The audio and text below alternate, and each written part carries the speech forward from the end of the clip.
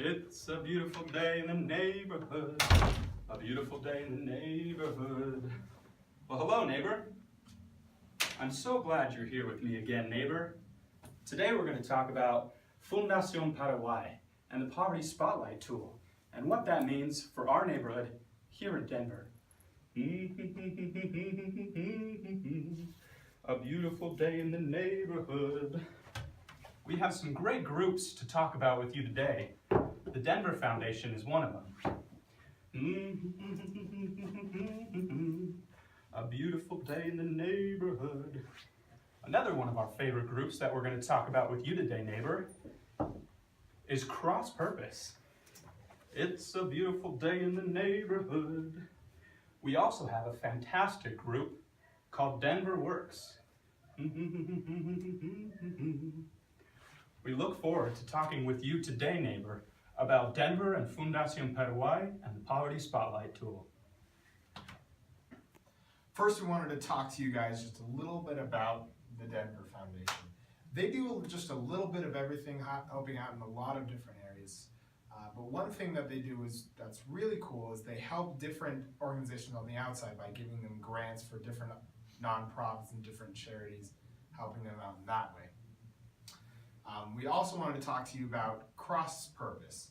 Cross Purpose is a really great organization that could work really well with Fundación Paraguay. They already break up the people they help into 3 different groups. They have extreme poverty, working poor, and then up to middle class. So it really resembles the Poverty Spotlight quite well. And in their pilot program, they took 6 out of 19 families that were impoverished, and after they're working through their program, they were able to get 16 out of those 19 having consistent jobs for over 6 months at a time. And their cumulative income for the different families was able to increase by over 800%. So they know what they're doing already, and we just think that this Poverty Spotlight would be a great tool for them to implement and to help families just get even further out of poverty. So Denver Works is another organization that focuses on helping people in Denver acquire employable skills and help them work on their resumes so that they can achieve entry-level jobs in the Denver area. The last organization that we wanted to talk to you guys about is called Denver Rescue Mission. Now, what makes Denver Rescue Mission so interesting is that it offers a very wide variety of services. Here is a list that we're going to slowly scroll down of some of the different locations that they have throughout Denver that all serve different purposes. So, for example, you have, if you can pause here, you have the Administration and Education Facility, and the purpose of this is to offer free classes for those who struggle in terms of education so that they can receive certifications and that they can receive a higher level of education that they need to become more employable. And if we keep on going down a little farther, right here, they have another location specifically for women who have experienced abuse where they can sort of come to in order to escape their situation, along with any children that may be involved, receive any counseling and guidance as is necessary. Okay, so we wanted to talk a little bit about the key indicators, the stoplight indicators from Fundación Paraguay.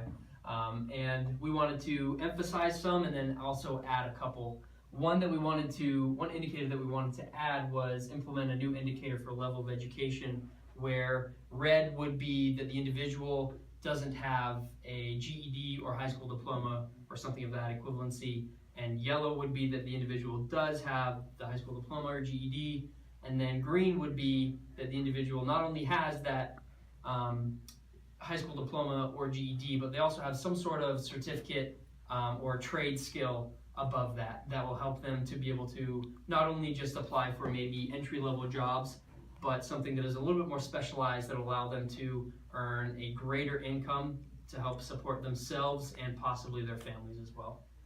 We would also like to add an indicator for pre and neonatal care. Being with that, the red would be that they don't have any access to any specialists for their newborns. Yellow would be that they have access to places they can go to, like hospitals, but they wouldn't have access to anyone who can come to their home. So green would be that they can go to places, but also they have the resources to bring home. Right, awesome. And then a couple that we wanted to emphasize that are already existing in the stoplight indicators is clothing and footwear. A couple of the organizations that we talked to, they mentioned that one of the big things for the homeless community is that they're trying to make sure that all of them have adequate clothing and footwear for the really cold winter months and really hot summer months. Since Denver is so cold during the winter and so hot during the summer, it's really important that they have warm enough clothing in the winter, whether that's jackets, thick socks, boots, clothing that will make sure that they're not suffering from the effects of hypothermia or things like that, but then also having clothing versatile enough so that they are not suffering and getting crazy hot during the summer months. We would also like to emphasize the security and frequency of crime indicators. Denver is one of the least safe places in the U.S., and 1 in every 24 people is a victim of a crime per year.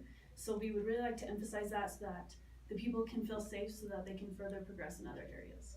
That's right, and then to round that off, English literacy was something we felt that we should really focus on in Denver, because not only is a large chunk of the overall population part of the Hispanic community, but also a large part of the impoverished people in Denver. They are part of, or a large number of them are from the Hispanic community as well. So we felt that it is really important for these people from the Hispanic community. It's important that they know how to read, speak, and write sufficiently in English, so that will help and that will translate into gaining better employment and going back to earning a little bit more, a greater income, so that they can help support themselves and their families as well. So now we're going to talk to you about a few recommendations that we have for Fundación Paraguaya. We ran into a few issues when trying to find groups that were willing to help or able to help. One, it was really hard to get in contact with them, and when we did get in contact with them, a lot of them just wanted to keep doing their own thing, weren't really interested in trying to implement something new. And we also had a tough time kind of understanding how the differences between Paraguay and Denver can be applied to the poverty spotlight. But even though we had some obstacles, we still have a lot of great recommendations. The most important thing about Fundación Paraguaya is that they're all about the individual. This is our individual right here. And the individual needs his or her needs met. They all have a variety of different needs and a variety of different things that are stopping them from being where they want to be or keeping them in poverty. And so the goal of this individual is to get to the hoop, okay? And so some of the obstacles are some people just don't know that they have any resources available to them. Another obstacle is some people just don't have some basic needs met, such as food and housing. Other people are able to get jobs, but they have a hard time keeping them, or they just can't get a job altogether. And some of them have a hard time because the needs of their family members aren't met. And last but not least, there's always the education issue. So these are some of the obstacles in the way of our individual getting to the hoop.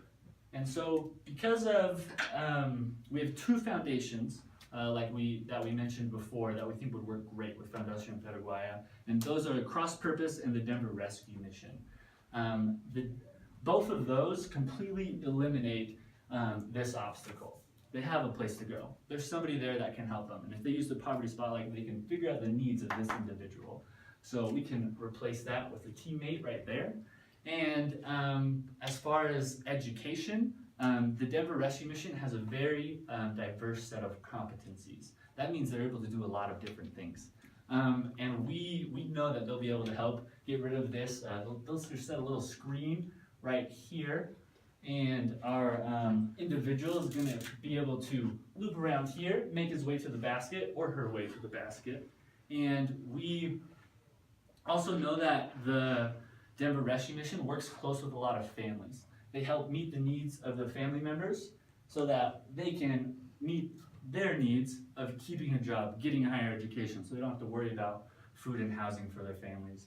And on top of that, as far as food and housing goes, they help with that as well. And so both of these, the Denver Rescue Mission, they're going to just block those guys out. They're stuck out here. They're not even going to get to touch this individual. He won't have, or she won't have those issues at all.